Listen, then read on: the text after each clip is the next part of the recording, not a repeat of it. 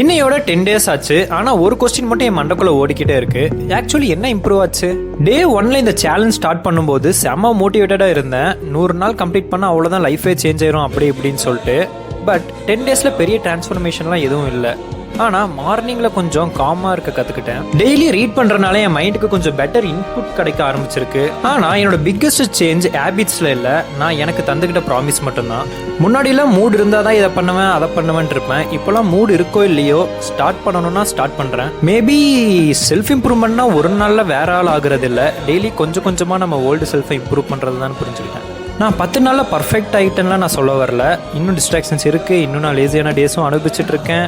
ஆனால் 10 நாளுக்கு முன்னாடி நான் ஸ்டார்ட் பண்ண யோசிச்சுட்டு இருந்தேன்.